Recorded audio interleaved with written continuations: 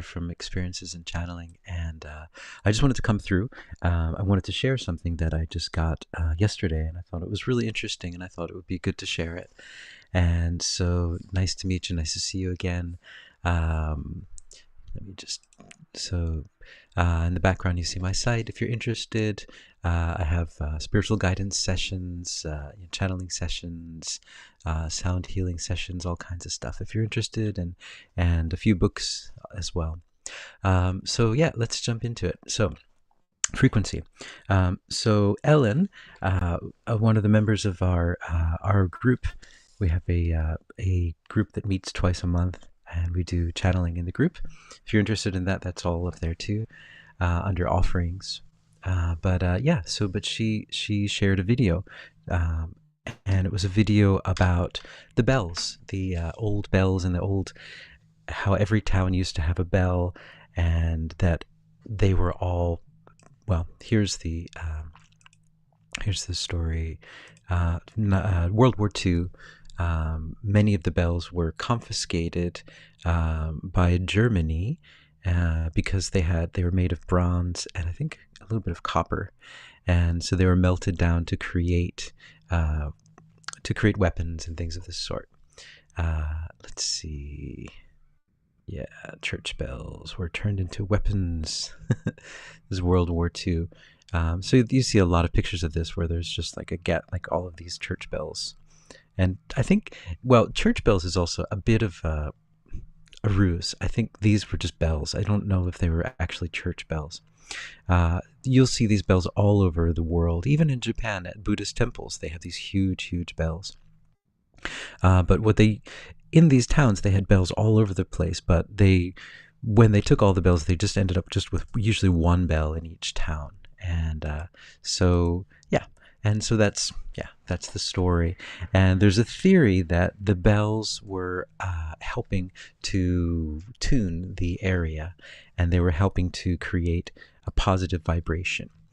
This is something that I've kind of channeled about before, about this Tartaria, or Grand Tartaria, as it's written in the maps. There's also a map where it also talks about the Great Wall of Tartary. But anyway, that's a separate topic. But Tartary being a civilization that was lost to us, but still remains in many maps. And no matter how much the mainstream academics attempt to explain it away, there's still certain things that can't really be explained away. And that's what's very interesting about it.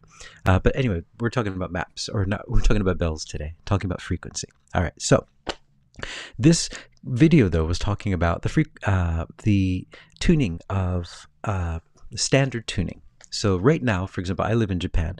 Standard tuning is your A. If you push the A on the piano, that's going to be 442 hertz. And that's also the standard all throughout Europe.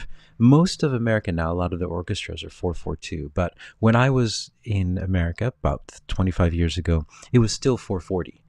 And so when I came to Japan, I had to tune up a bit to 442. So what does that mean, right? So there is a standardization of tuning so that everyone, will play the same piece and it'll sound the same. And so what this video was saying, and what a lot of people were saying about this, is that 440 hertz or 442 hertz is incongruous with our bodies. It doesn't fit with our bodies. It's bad. It creates like a bad vibration. And what, as a musician, it's like, it's just 440 hertz. It doesn't create a bad vibration. It's like 442, 440, it's 439, whatever. It doesn't create a bad vibration. It's just a frequency. All frequencies are just frequencies. There's not like a good frequency and a bad frequency. So I wanted to share that, because I think that's where a lot of people kind of go astray with this concept. It's not like, well, they tuned it to 440 and it was the Nazis, and it's like, so there's a bit of truth to it, but it's not about 440 hertz or 442 hertz. It's about the standardization. That's the problem. This is what I was channeling. So let's see. Yeah. it kind of went up and up throughout history. Even for a time, a lot of people are talking about 432 hertz. 432 hertz is just, beautiful and wonderful. And it is, if you tune like down, like if you play like Bach in 432 hertz, it's pretty relaxing. But it doesn't mean that it's like, this is what he intended, or. So the idea is that, now I'm going to read some of my channeling and also what I was thinking. So here we go.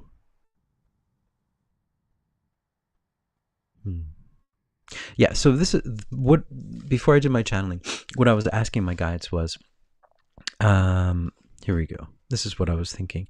My hypothesis is frequency, but there's also something about will with frequency. So if you have an idea or an intention, you can infuse that into a frequency.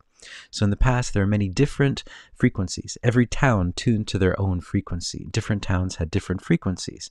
But since when everything was standardized and was all tuned to the frequency of 440 all over the world, or 442, what that became is a control frequency. It's a way of controlling everyone, especially if you infuse that frequency or that frequency set, because it's not just A, but it's the whole, the whole scale. Because what you're doing is tuning, what's the idea here? Yeah, so everyone, it's a control grid. Okay, so that was what I got. That was what I was thinking, and then so I channeled it, and so here's what they said. Where do we get? Hold on a second. Okay, frequency is very important. Your bodies are frequency. You operate on frequency. Everything is a vibration. The trees that you're passing by are vibration. I was taking a walk. Your bodies, your cells are all vibrating at different frequencies.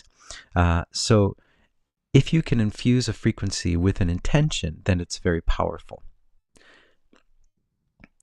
It's not that the frequency of 440 hertz is negative or bad in any way. It's just that it was imposed on the whole world. And it was not a natural imposition. Let's see. The reason that they made the different bells, they tuned the different bells to different areas with it, was they were tuning to the surrounding frequency of the area. So every area that you're in vibrates at a certain frequency depending on the people that are there, the landscape, what has happened there, and what's going to happen. So that creates a resonant frequency. And so the frequency makers, or the bell makers, they were able to sense that frequency. They could hear it. And he said that you're able to do it too. Anyone's able to hear it if you listen hard enough. And so they built the bell that would infuse with that frequency, that would harmonize with that frequency. Okay, so if you create, so they created a bell that would resonate in a certain area. Okay, so, but if you impose a different frequency, for example, for a different frequency, there's going to be dissonance. And that dissonance is also what the control structure is. So misaligning the frequency in an area can create a dystopian feeling. It creates a lack of hope. It creates a feeling of not quite understanding where you are and what's going on. So you don't feel so good and you feel nervous and stressed and all that kind of stuff. Whereas if you're in a place that is tuned to the frequency of that place with the bells and everything, and reaffirming that frequency, you will feel blissful and you'll feel wonderful and you'll feel like your life has purpose. But if you're in a different place where it is not in unison, you'll feel the opposite. So this 440 hertz does resonate with certain areas, certain places. And those are the places that the people who hold power live in. And most other places do not have that frequency. So they, in their areas, will remain in power because they're tuned to that frequency. The area is tuned to that frequency. They'll feel good. But in the other areas, people will feel out of power. They'll feel disempowered. And that's what this is about. That is the true issue. And so they said, yes, you're correct that you can infuse this frequency throughout the world. They put their intention on the frequency as well. So they created the frequency. They're the ones making it. They claim it with their rituals, and then they put an energy on it, a spiritual energy. And then that's the issue with this whole frequency. So I just wanted to explain that because I thought that was really interesting. And what we can do with frequency is we can reclaim the frequency. We can bring back that 440 hertz and put our intention of love on top of it, because love trumps everything. Love is more powerful than anything. Love is the truth. It's the only truth. And so, being humans and being emanations of source, we have the power to use our voice to create. We have that ability, and so we can infuse all these energies with love. And then another thing that we can start doing is tuning our areas, trying to listen to the resonant frequency of an area and tuning to that. And that will create that feeling of health, that feeling of hope, that feeling of blissfulness. And so, yeah, I just wanted to share that because I haven't heard, no one's really talking about that. And everyone just seems to talk about this one frequency that's bad, this frequency is bad, but there's a little bit more to it. So that's all I wanted to share. So that's my kind of spiel of that. There was also a little thing that I was channeling about. I was kind of curious about quantum theory and how it related to all of this stuff. And the explanation that they gave was that, well, they were saying that the idea of quantum theory is just a misnaming of something that's always existed. The idea of quantum theory is just renaming mass consciousness, renaming the consciousness that we're all connected to. So what is it called? Mass consciousness. It's just a way of scientizing the fact that we're all connected. And that, for example, one thing in one area can affect something really, really far away because they can be quantum entangled. But they're not quantum entangled, they're just love entangled. It's like if you meet someone, and so you meet someone, you become really good friends with someone, and then they move really far away. You're still connected. You still have that entanglement. You're entangled with everything that you see, everything that in your whole environment is an entanglement. But it's just a love. It's a lovement. And so that's what they were saying, that this whole concept is just they're just trying to explain the fact that we're all love, and they don't want to say that because it's not going to sound very sciencey. No one's going to publish their papers if they're like, the world is built on love. And so all the big scientific magazines are, get this guy out of here, he's talking about love. That's not science. Anyway, I wanted to share that. And so that's all I wanted to share today. Just kind of a short thing, but I thought it was really interesting, and I think I thought it was kind of an important thing to share. So yeah. And that's it. That's all I want to share today. So anyway, hope you guys are hopeful, and ciao for now.